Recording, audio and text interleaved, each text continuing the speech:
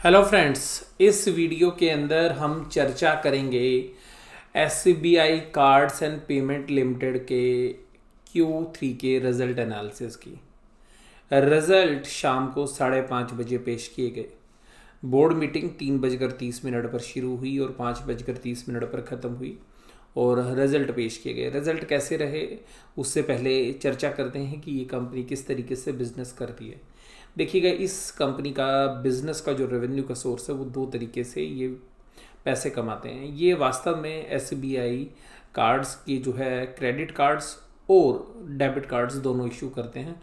Generally ये जो business है ये वास्तव में फ़ीस वाला इनकम डेबिट और क्रेडिट दोनों कार्ड से वसूल होता है और जो बाकी इंटरेस्ट वाली जो अर्निंग्स हैं वो वास्तव में क्रेडिट कार्ड बिजनेस से ही अर्न करते हैं। तो वास्तव में अगर आप ये देखेंगे तो क्रेडिट कार्ड का जो बिज़नेस है वो इस कंपनी के द्वारा कंट्रोल किया जाता है। तो एसबीआई कार्ड जो है पैसा उधार लेता है स्टेट बैंक ऑफ इंडिया से और उस पैसे को इन्वेस्ट करता है क्रेडिट कार्ड बिजनेस के अंदर, जहाँ पर कि जो कस्टमर्स हैं उनको उधार पैसे दिए जाते हैं और जहाँ पर कि ये काफ़ी अच्छा इंटरेस्ट जो है अर्न करते हैं 24% से लेकर 36%। इसके अलावा इंटरेस्ट और पेनल्टीज़ के रूप में भी ये पैसे कमाते हैं। इस बिज़नेस में जो रिस्क है वो एक ही रिस्क है कि जो भी क्रेडिट कार्ड के होल्डर्स को पैसा दिया जाता है वो अनसिक्योर्ड लोन होता है, यानी कि कोई भी इनके पास सुरक्षा नहीं होती है। लेकिन उसी वजह से जो है इनको नेट इंटरेस्ट मार्जिन्स काफ़ी बड़ी मात्रा के अंदर मिलते हैं। ये है इनके बिजनेस का मोडस ऑपरेंडी, यानी कि किस तरीके से ये काम करते हैं। ये बिज़नेस काफ़ी ग्रोइंग बिजनेस है और इसीलिए ये जो शेयर है अभी भी आप देखिएगा प्रीमियम वैल्यूएशंस जो है यूज़ करता है। और इस कोविड की सिचुएशन के अंदर इसके बिज़नेस में कुछ डेंट जो है पड़ा था और अभी भी जो है प्रोविजंस जो है काफ़ी बढ़ सकते हैं आगे भी चल के। और अभी भी जो प्रोविजंस हैं हालांकि पिछले क्वार्टर से कम आए हैं, लेकिन इस क्वार्टर में भी प्रोविजंस की मात्रा काफ़ी बड़ी है। आइएगा चर्चा शुरू करते हैं। तो चर्चा जो है सबसे पहले हम फाइनेंशियल स्टेटमेंट से ही स्टार्ट करते हैं। तो जो सबसे पहले मैं इसके बिज़नेस का कंपैरिजन के एस्पेक्ट्स आपको बता दूं। सबसे पहली बात है कि इसके बिज़नेस का जो कंपैरिजन होगा वो Q-on-Q बेसिस पर होगा, ईयर ऑन ईयर सही मेजरमेंट नहीं है, क्योंकि जो लैंडिंग बिजनेसेस होते हैं उन बिजनेसेस के अंदर पैसा जो उधार दे दिया जाता है उसके बाद अगली उधारी और बढ़ती रहती है। तो इसका मतलब है कि आपकी जो इंटरेस्ट की अर्निंग है वो जनरली बढ़ती रहती है और ये काफ़ी ग्रोइंग बिजनेस होता है। लेकिन पिछले क्वार्टर के मुकाबले में इंटरेस्ट की जो अर्निंग है वो काफ़ी कम हुई है, यानी कि 1,16,807। इसका मतलब ये है कि लोगों के जो एक्सपेंडिचर्स हैं वो काफ़ी कम किए गए हैं। इसका जो है पूरा श्रेय जो है आपको यहाँ पर इंटरेस्ट अर्निंग के अंदर नजर आएगा। तो इंटरेस्ट इनकम कम हुआ। दूसरा क्या हुआ है कि थोड़े से रेट ऑफ इंटरेस्ट को भी कट किया है सभी जगह पर जहाँ पर भी लैंडिंग बिजनेसेस हैं, तो उस वजह से भी आपको इंटरेस्ट इनकम करीबन 8% गिरती हुई नजर आएगी। लेकिन income from membership fees and services, तो देखिएगा जब इस तरीके के रिस्क लगे कि जो बैड लोन्स हो सकते हैं तो इस तरीके की सभी कंपनीज ने अपने जो सर्विस चार्जेस हैं या एनुअल मेंबरशिप फीस है वो बढ़ा दी है।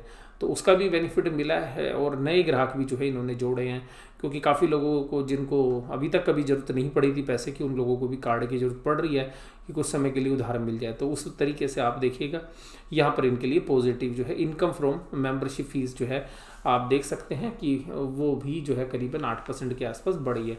सर्विस चार्जेस हैं वो भी जो है काफ़ी अच्छे बड़े हैं, करीबन 10% के आसपास के सर्विस चार्ज में इंप्रूवमेंट है।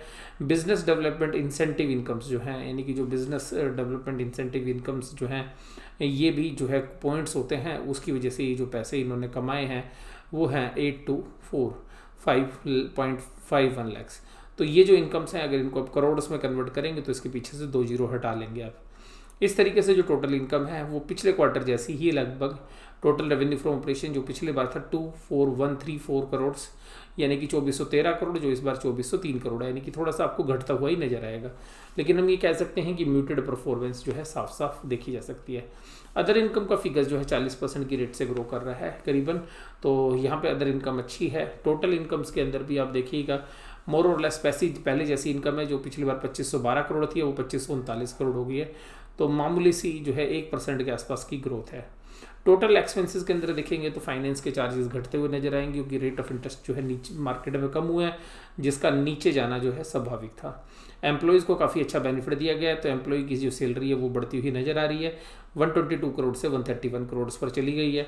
डेप्रीशिएशन अमोर्टाइजेशन जो है मोर और लेस पिछले क्वार्टर जैसी ही हैं। ऑपरेटिंग एंड अदर एक्सपेंसेस में काफ़ी बढ़ोतरी हुई है, यानी कि इसका मतलब ये है कि जो रिकवरी के लिए जो प्रोसेस है इन्होंने काफ़ी तेज की है। जो रिकवरी एजेंट्स हैं वहाँ से भी जो है, और वहाँ पर जो डीजल या पेट्रोल के जो खर्चे होते हैं रिकवरी में जो लगते हैं, इसके अलावा जो पेपर वर्क है, लीगल चार्जेस हैं, वहाँ पर भी बढ़ोतरी देखने के लिए मिलती है। तो यहाँ पे 954 करोड़ के सामने वो 1184 करोड़ हो गए हैं। कॉर्पोरेट सोशल रिस्पॉन्सिबिलिटी के एक्सपेंसेस घट गए हैं। रीज़न ये कि प्रॉफिट की परसेंटेज पर बेस्ड है, तो प्रॉफिट घटा है तो इन्होंने CSR के एक्सपेंसिव घटा दिए। Impairment loss and bad loans, जो बैड लोन्स पिछले क्वार्टर में 861 करोड़ के थे, वो इस बार 648 करोड़ के, तो वहाँ पर आप देखिएगा करीबन 25% की जो है कमी देखने के लिए मिली है। तो ये इनके लिए पॉजिटिव जो है आउटकम निकल कर आता है। कुल प्रॉफिट आफ्टर टैक्स जो 206 करोड़ था पिछले क्वार्टर में, वो 209 करोड़ है। तो आप कुल मिलाकर ये देखिएगा कि परफॉर्मेंस जस की तस है, लेकिन ये जस की तस भी अच्छी परफॉर्मेंस मानी जाएगी, यानी कि आपका बिजनेस बढ़ा नहीं लेकिन फिर भी पहले जैसा रहा। लेकिन आपको ध्यान रखना चाहिए कि ये जो सीज़न था ये दीपावली वाला सीज़न था, और दीपावली वाले सीजन में भी आपका बिजनेस नहीं बढ़ा, ये थोड़ा सा कंसर्न जो है देखने के लिए मिलता है। रीज़न एक और भी है कि पिछले साल सेम क्वार्टर में आप देखिएगा 1281 करोड़ की इनकम अर्न कर रहे थे, इंटरेस्ट इनकम, जो कि काफ़ी जो है ज़्यादा है यहाँ से। और तो अभी ये भी जो है यहाँ पर इकोनॉमी में जो डी ग्रोथ है उसका इम्पैक्ट या कोविड का इम्पैक्ट आप कह सकते हैं। इसके अलावा प्रॉफिट बिफोर टैक्स के बाद अगर हम EPS की बात करें तो EPS अर्निंग पर शेयर जिस पर सब लोगों की नज़र जाती है, तो अर्निंग पर शेयर भी देखिएगा मोर और लेस पिछले क्वार्टर जैसी ही है, तो 2.23, तो ये 2.23 है, तो करीबन 9 रुपये के आसपास की EPS जो है ट्रेलिंग बेसिस पे बनती है। हम थोड़ा सा और कंजर्वेटिवली ले लें तो 10 से 11 रुपये की, और अभी करीबन 890 रुपये 900 रुपये के आसपास का जो शेयर का भाव है, तो आप ये वैल्यूशंस लगा सकते हैं। तो अभी भी 90 की PE रेशो के आसपास जो है शेयर ट्रेड कर रहा है, काफ़ी महंगी वैल्यूशंस हैं। तो रिजल्ट जो है उम्मीद से काफ़ी ख़राब आए हैं, उम्मीद कुछ ज़्यादा थी और उम्मीद से करीबन 40% कम प्रॉफिट हुए हैं। और अब बात करते हैं असेट्स क्वालिटी की, तो असेट्स क्वालिटी भी जो है डिटोरिएट हुई है। हालांकि देखिएगा अगर सुप्रीम कोर्ट का जो जजमेंट है अगर उसको लें तो NPA आपको काफ़ी जो है कंफर्टेबल लगेंगे, 1.61% ग्रोस और नेट 0.56, लेकिन वास्तविकता तो उसके अलग है। अगर वो सुप्रीम कोर्ट का डिसीजंस NPA के लिए अभी तक होल्ड पे नहीं होता तो अभी NPA बन जाते हैं 4.51%। तो इसका मतलब है कि लोन बुक का काफ़ी बड़ी परसेंटेज अब जो है आपके बैड लोन्स की तरफ जा रही है, और नेट NPA भी 1.58% है। तो इन दोनों के इंडिकेशन से ऐसा लग रहा है कि मार्केट की उम्मीद के हिसाब से रिजल्ट नहीं आया। और दूसरी बात है असेट्स क्वालिटी के कंसर्न्स जो बाज़ार के अंदर हमने जो है बंधन बैंक के मामले में देखे थे उतने ख़राब तो नहीं है, लेकिन इस सेक्टर के अंदर भी जो है आप असेट्स क्वालिटी जो है यहाँ पे डिटोरिएट होते हुए देख रहे हैं। तो यहाँ पर जो रिज़ल्ट हैं वो उम्मीद से अच्छे नहीं हैं। उम्मीद काफ़ी ज़्यादा अच्छी थी और ये उम्मीद की जा रही थी कि करीबन 4.5-5 रुपये की अर्निंग पर शेयर आएगी, असेट्स क्वालिटी इंप्रूव होगी, बट असेट्स क्वालिटी डिटोरिएट हो गई और वहीं से जो है प्रॉफिट भी गायब हो गए। तो यहाँ पर मुझे पर्सनली ऐसा लगता है कि मार्केट को शायद ये रिज़ल्ट पसंद नहीं आएंगे, क्योंकि मार्केट आवर्स के बाद आए थे। लेकिन देखिएगा मार्केट में लिक्विडिटी या कुछ भी हो सकता है, उस बात से भी इनकार हम नहीं करते हैं, बट नॉर्मल सर्कमस्टांसिस के अंदर शेयर्स अभी भी ओवर वैल्यूड है और एक अच्छी खासी जो है करेक्शन की जो है गुंजाइश अभी भी बन सकती है रिजल्ट्स के बाद। अब लेकिन अगले क्वार्टर तक मामला कहाँ पर रहता है ये तो आने वाला जो है समय ही बताता है। तो अभी इस चर्चा को यहीं पे समाप्त करते हैं। वीडियो देखने के लिए धन्यवाद। Thank you very much.